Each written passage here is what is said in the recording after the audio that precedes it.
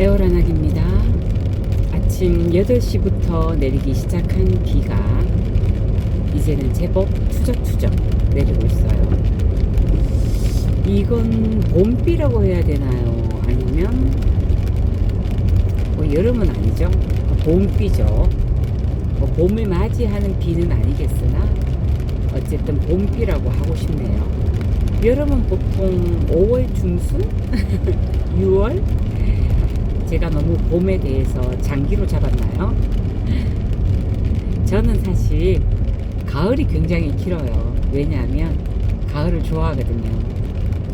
그래서 이제 한더위가 가시는 9월 중순쯤 아니 9월 초쯤부터 해서 아주 추워지는 11월 중순 이 정도까지 저는 제 심리적으로 가을을 가지고 살아요. 예전에 제가 가을을 너무 좋아해서 여러분 요 앞에 지금 벼 있죠? 볼이 누렇게 물들고 있어요. 어제부터 이렇더라고요. 깜짝 놀랐어요.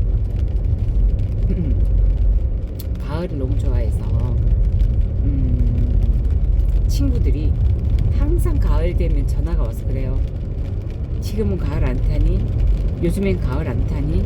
그래서 내가 어떻게 안 탈 수가 있겠니?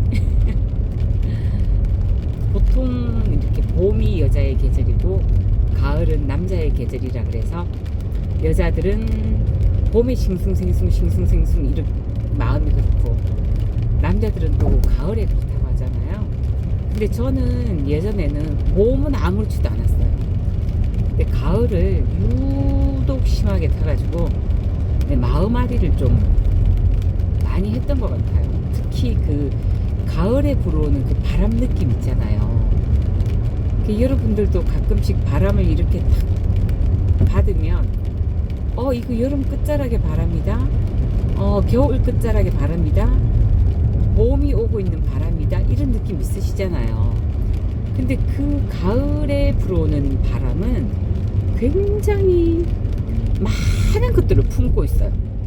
수많은 얘기들, 수많은 느낌들, 수많은 감정들, 이런 것들을 품은 채 가을바람이 불어오더라고요. 그 가을바람에는 늦여름의 바람도 있겠고, 근데 정말 완연한 가을의 바람도 있겠고요. 또 가을이 가는 바람도 있죠. 그 수시로 불어오는 바람에 마음이 굉장히 혼란스러워져요. 허공을 막 맴돌아요. 정말 무척 힘겨울 때도 있었습니다. 가을을 타느라고 입맛도 잃고 잠도 조금 정말 잠꾸러기인 제가 잠도 조금 잃을 때가 있었어요.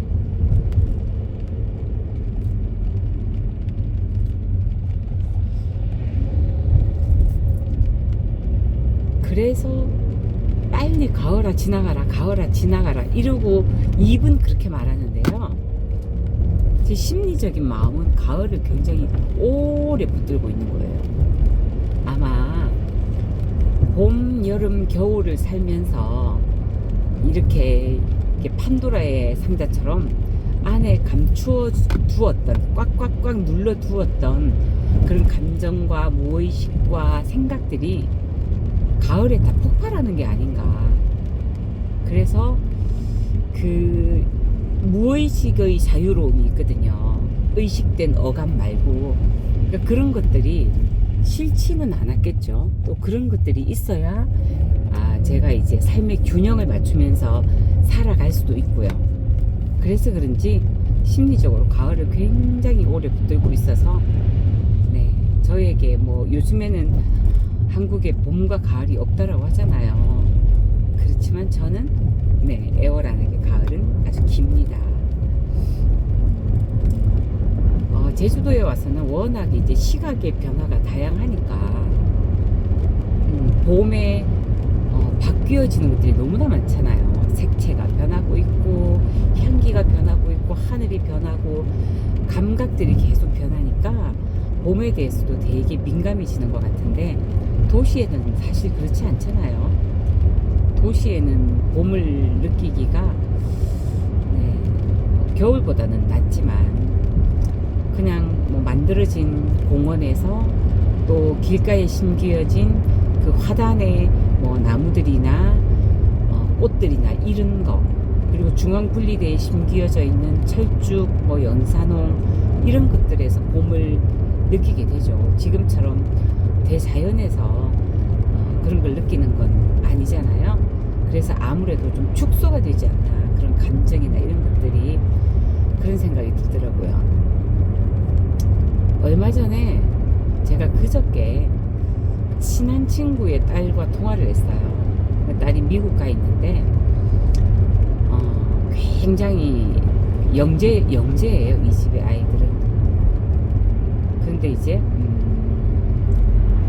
그 엄마가, 그러니까 제 친구가 굉장히 번아웃이 와서 지치고 힘든데, 이 친구는 또 엄마의 역할을 너무 열심히 하느라고 아이들에게 본인의 지친 모습, 힘든 모습을 나타내지 않더라고요. 물론 모든 엄마가 그런 마음이겠죠. 근데 제가 볼 때 이 친구는 이제 막 극에 달했어요. 극에 달해서 정말 자기의 에너지를 모두 다 끌어 쓰고, 이제 조상의 에너지까지 퍼써서 그냥 아주 몇 대 조상의 에너지까지 퍼쓰고 있는 중인 거예요. 죽을 것 같더라고, 친구가. 보고 있으니까 눈물이 나요, 마음이 아파서. 그래서 내가 이제 친구의 딸에게, 미국에 있는 딸에게 카톡을 해서 이모야 통화되니? 이렇게 했더니 이제 통화된다 해서 통화를 제법 했어요. 그래서 친구 딸도 나이가 이제 31살이에요. 다 컸잖아요. 결혼도 했고. 그래서 어떻게 지내냐 안부를 물은 후에 얼마 전에 그래 엄마를 만났는데, 엄마가 우울증도 왔고 불면증도 왔고 완전히 번아웃 돼서 지하수를 끌어 쓰고 있더라, 그런 말을 했어요. 그래서 자기는 몰랐다는 거예요. 엄마가 늘 아빠하고 행복한 모습, 뭐 그런 모습들만 보여줘서 그 정도인 줄 몰랐다고. 그래, 엄마는 너희들한테 그런 모습 보이고 싶지 않았을 거야. 하지만 이제 너희들이 성인이 되었으니 엄마는 이제 60이 다 되어가는 사람이야. 그리고 갱년기야. 우울증이 왔고 너무너무 힘겨워. 이제는 너희들이 엄마를 보호해줘야 돼. 그런 말을 했어요. 그 친구 딸도 너무 마음 아파하더라고. 자기들이 너무 이때까지 모르고 엄마를 대했다고. 그 저한테 이모 너무 고마워요. 우리 엄마가 심리적으로 어떤가를 살펴주고, 이모가 또 쉴 수 있게 홀딩해주고 들어주고, 이렇게 자기들한테도 얘기를 해서 상황을 매끄럽게 만들어주는 게 너무 고맙다고. 그래서 미국에서 이제 저하고 전화를 끊고 엄마하고 통화를 길게 했다며 너무 고맙다고 문자가 왔더라고요. 저는 우리 아이들은 4명이잖아요. 일단 남편 아이 둘, 내 아이 둘. 근데 우리 아이들은 엄마를 되게 보호해줘요. 남편의 아이들도 그렇고 내 아이들도 그렇고. 특히 내가 아프고 나서는 더 그래요. 아프고 나서 내가 조금만 피곤한 기색만 보이면 엄마 들어가서 자라. 엄마 우리가 설거지 다 하고 정리할 거니까 엄마는 들어가서 자. 요렇게 이야기하기도 하고, 또 이제 그때 남편이 이제 우리가 귀금속 쪽 일을 하다가 남편이 인테리어를 하게 되었잖아요. 그래, 그렇게 하면서 남편이 이제 지방으로 가게 된 거예요. 그때부터 우리가 사실 조금 떨어져서 사는 그런 시기들이 있었는데, 그러면 사실 그때까지 살림을 남편이 다 살았거든요. 뭐 청소기 돌리고 빨래 돌리고, 설거지거리가 많을 때는 설거지도 다 하고 분리수거 싹 다 남편이 다 했어요. 물론 제가 그때 아파서 이제 집을 비운 기간도 있고, 뭐 그리고 원래도 남편이 신혼 때부터 그렇게 했었고 그랬는데, 그러면 이제 당연히 아이들 생각할 때 엄마가 집에서 조금 뭐 있기도 하고 하니까 엄마가 그 일을 해야 되잖아요. 근데 이제 우리 큰딸이 그러는 거예요. 큰딸이 그때 결혼을 안 했으면 결혼했을 텐데. 그래 아이가 하는 말이, 자 이제 너희들이 큰딸은 결혼을 했을 땐가 봐요. 2019년도에 결혼을 하고 뭐 그랬으니까 그래서 너희들이 이제 청소를 어떻게 분담할 건지, 너는 뭐 담당하고 너는 뭐 담당하고 너는 뭐 담당하고 이렇게 동생들한테 분배를 시키는 거예요. 그래서 내가 아니야 엄마가 할 수 있어, 엄마가 할 거야, 청소기도 돌리고 엄마가 설거지도 하고 할 수 있어. 그러니까 안 돼, 엄마는 무리하면 안 돼, 엄마는 쉬어야 돼. 그러니까 너는 청소기 담당하고 너는 뭐 빨래 담당하고 막 그렇게 분담을 시키더라고요. 뭐 그렇게 아이들이 집에서 밥을 삼시세끼를 먹거나 이러지 않기 때문에 그렇게 할 일이 많지는 않았지만, 그렇게 아이들이 엄마를 보호해주는 시스템으로 완전히 돌입이 됐고, 지금도 그래요. 지금도 아이들이 심리적으로 부모님을 너무 힘들게 하지 마라, 엄마 아빠 고생하지 마라, 우리가 있다. 뭐 물론 아빠가 삥 뜯을 때 막 짜증을 내고 이렇게 그래가 가시나 말할 때 하고 다른 엄에서 막 이렇게 속으로 생각하는데, 그렇게 말하는 게 어디예요. 엄마 아빠 우리가 있으니까 너무 힘들게 살지 마, 엄마 아빠 고생하면 우리가 힘들어, 우리가 다 도와줄 거야, 우리가 애가 몇 명이야, 막 이렇게 말하면서 그렇게 이야기를 하거든요. 그리고 이제 제가 그 결혼하기 전에 애들 데리고 혼자 살 때, 그 우리 지금 이제 둘째, 그때 나의 첫째 딸이죠. 걔가 키도 내만한데 몸무게가 저보다 한 10kg는 적게 나가요. 그때는 나도 좀 뺐으니까 10kg까지는 아니어도 아무튼 뭐 6, 7kg 정도 적게 나가니까 얼마나 또 중학생이고 아이가 자그마해요. 근데 얘가 이제 쉽게 말해서 이렇게 깡이 좀 있는 거야. 강단이 좋아요. 이렇게 맷집이 있어요. 아이가 조그맣고 이런데도. 근데 중3 때 같이 이제 뭐 롯데마트 이런 데 가서 장을 봐오잖아요. 며칠에 한 번씩 갔다 오면 뭐 오랜만에 가니까 박스에다가 이렇게 담아오면 박스가 뭐 2개, 3개 된단 말이에요. 그런데 어느 날부터 이 아이가 더 크고 무거운 박스를 지가 들고 올라가더라고요. 그때 우리 집이 오래된 아파트 4층이었는데 엘리베이터가 당연히 없었거든요. 그런데 엄마 이거 내가 들게 이러고 번쩍, 그리고 항상 그 다음부터는 무거운 게 있으면 자기가 들어요. 그때 난 아프지 않았거든요. 그때 내 나이가 40 초반 이렇게밖에 안 됐어요. 그런데 아이가 그러더라고요. 그때 내가 어떤 느낌 들었냐면, 와, 아들이 있어서 아들이 덩치가 크고 이렇게 짐을 들어주면 이렇게 뿌듯한 마음이겠구나, 그런 생각이 처음으로 들었어요.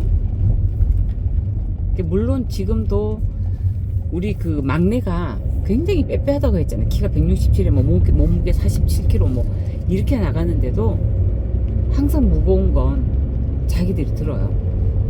내가 힘도 훨씬 센데 엄마는 오른팔 쓰면 안 된다고 그러고 지금은 오른팔 조금 써도 괜찮은 것 같아요. 이제 뭐 수술한 지도 벌써 8년이나 지났고 요가도 해보니 그렇게 이제 뭐 그렇게 팔을 조심조심 하지는 않아도 되겠으나 이미 안 쓴지 조금 오래돼갖고 힘은 많이 약해졌어. 옛날처럼 뭐 팔씨름을 잘한다든지 그런 건 엄두도 못 내요. 뚜껑 따는 것도 정말 빡셀 때도 있어요. 그럴 때는 물론 뭐 고무장갑을 낀다든지 뚜껑에 고무줄을 뺑뺑뺑 돌려서 여러가지 기구들의 도움을 받기는 하지만, 이제 나이가 50이 넘어가고 60이 되고 하면 부모가 자녀들을 조금 보살펴 주어야 될 때입니다. 신체적으로 약자가 되어 가잖아요. 정신적으로는 강해 있을지는 모르나, 그러나 연약한 부분들이 굉장히 많아요. 심리적으로도, 특히 여성이 갱년기가 올 때. 그래서 내가 그 친구 딸애한테 그랬어요. 우리 엄마가 최고야. 우리 엄마가 너희 엄마 정말 대단한 사람이다. 정말 대단한 친구예요. 정말 대단해요. 일반 사람하고 달라요, 이 사람은. 그래서 엄마를 항상 칭찬해주고 사랑한다고 말해주고 심리적으로 굉장히 허깅을 해주라고. 그렇게 해서 이제 일단 부탁을 조금 해놨어요. 서로 노력하겠죠.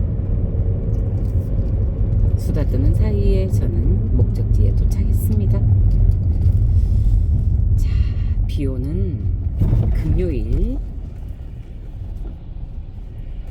커피 한잔 하시면서 차분한 주말, 그렇지만 또 뜨겁게 불타는 주말 맞이하세요. 애월한학이었습니다.